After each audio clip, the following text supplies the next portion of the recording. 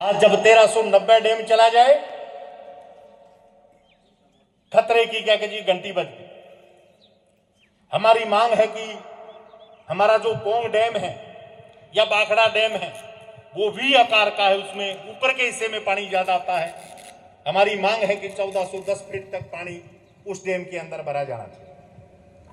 हमारी मांग है, कल ही हमने सम्मेलन किया है, नरमा और कपास जो किसान पैदा करते, पैदा तो जो किसान चाहे 4 बीघे का मालिक है और चाहे 40 बीघे का मालिक है, कभी तो नरमे ही हुआ करते थे, हमारे बार बाखड़ के अंदर ढेरियां लगा करती, लेकिन समय पे पानी नहीं। बीज बीटी के नाम पर नकली देते हैं, सही भाव के अंदर खरीद नहीं होती, एरिया हमारा घटने लगता। अभी आपने अखबारों में देखा होगा कि अमेरिका का राष्ट्रपति बार बार भारत को धमकी दे रहा था कि मैं इतना टैरिफ लगा दूंगा या हमारे साथ समझौता करो।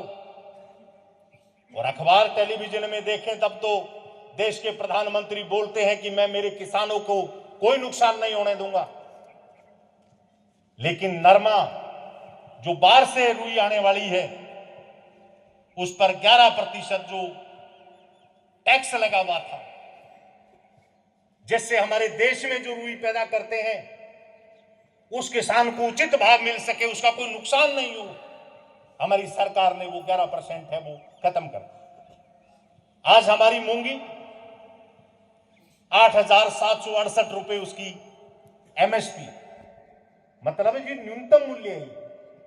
सरकार कह रही है कि कम से कम इस मूल्य पर हम खरीद करेंगे। कल केसरी सुखपुर के अंदर 2 डेयरियां आई,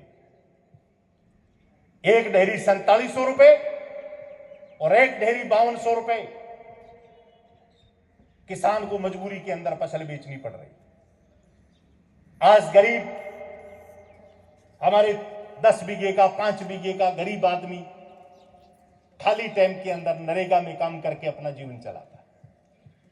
और सरकार कह भी क्या रही है कि आपको कोई अगर लाभ लेना है,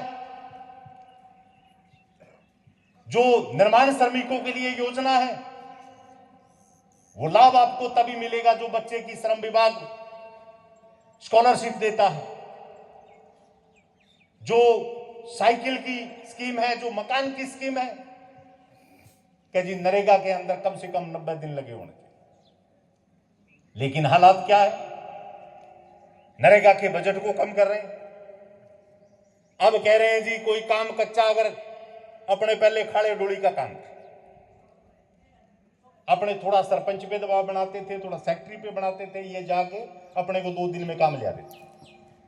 अब कह रहे हैं कि जिस काम को आपने कर लिया उसकी 5 साल तक सैंक्शन नहीं निकलेगी। सारे रायचा नगर क्षेत्र के अंदर नरेगा का काम बंद पड़ा, कोई गरीब आदमी की सुनवाई करने वाला नहीं है। जो हमारे यहां से वोट लेते हैं, जो नेता हैं, वो सारे दिन हमारे नेताओं के जन्मदिन की फोटोएं लगाते हैं। जिसको यहां से जिता दो एक ही बात कहता है, जी हमारी नहीं चलती। भाई पहले कांग्रेस का राज था, लूथरा जी एमएलए थे तो वो रटा रटाया भाषण देते थे। अब बीजेपी का राज आ गया, तब सोनलाल जी के पास वही भाषण है। चुनाव तो मैं भी जीती ना हार गया, जनता के लिए लड़ा संघर्ष, लेकिन चुनाव में परिणाम मेरे पक्ष में नहीं है। लेकिन मैं एक गांव में ये उलाना जनता को देने नहीं गया कि आपने चुनाव हरा दिया, हमारी लड़ाई बंद है। मैंने कभी जनता को यह नहीं कहा, हमारे एक भी कार्यकर्ता ने यह शिकायत नहीं की कि आज हमारी चलती नहीं है। लेकिन हम गांव गांव से जनता से निवेदन करते हैं कि जब सरकार हमारे नरेगा के काम को छीन रही है, जब सरकार हमारे नहर के पानी को छीन रही है, जब हमारी मूंगी और नरमा बाजार में रुल रहा है, तब हमारे पास रास्ता क्या है कि हम सरकार से मुकाबला करके अपने हक की चीज ले सके। वो रास्ता एक ही है कि गांव गांव के अंदर अपने को संगठन का निर्माण करना पड़े। कोई नहीं सुनता साहब। इस गांव के 4-5 आदमी गए थे एक समस्या के लिए मेरे पास। मैं तो कोई कभी सरपंच ही नहीं बना, लेकिन मेरे पास जो मंत्र था वो कोई जादुई मंत्र नहीं था।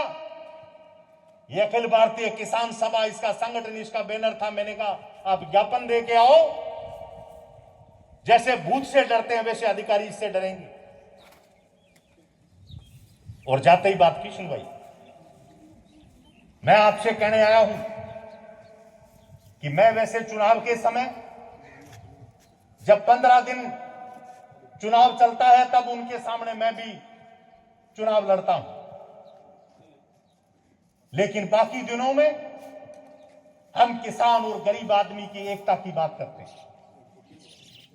एक तरफ वो लोग हैं जो इस देश के अंदर जात और धर्म के नाम पर नफरत पैदा करते हैं, और एक तरफ हम लोग हैं जो कहते हैं भी सारे लोग मिलके अपनी रोटी की, अपने रोजगार की रक्षा करने के लिए आओ, हमारे साथ खड़े होके हमारे संगठन के अंदर शामिल हो। आज आप देख रहे हैं हमारा पड़ोस का सूबा पंजाब पानी से सब कुछ बर्बाद है। गरीबड़े के पास तो बेचारे के एक आधा छोटा मोटा कच्चा पक्का मकान होता है। बड़े बड़े किसान परिवारों के भी सारे खेत तबाह हो गए, पशुधन तबाह हो गया, तबाही ही तबाही। देश का प्रधानमंत्री जब देश में वायनाड में आई थी विपदा,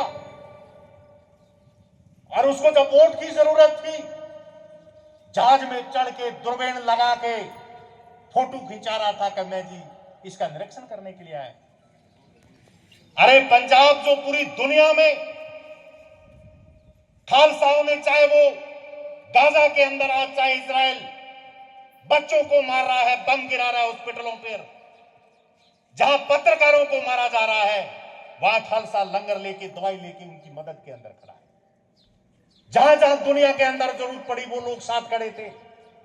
लेकिन देश की सरकार को शर्म नहीं आ रही कि इतने दिन की विपदा के बाद भी एक बार भी उन्होंने नहीं कहा कि हम पंजाब, हमारा ही सूबा है, हमारे ही वो लोग हैं, हम उनकी मदद करेंगे। हमारी अखिल भारतीय किसान सभा ने तय किया कि हम आटे की, दाल की, मिर्च की, दवा की व्यवस्था करके भेजेंगे। हमारे विजयनगर में हांडा साहब, गुरुद्वारे के अध्यक्ष जसवंत सिंह जी मास्टर साहब, हमारे कार्यकर्ता गांव गांव में लगे कि यार अपने जो भी संभव हो, एक पानी का ट्रक, एक राशन का ट्रक भी अपने भेजे।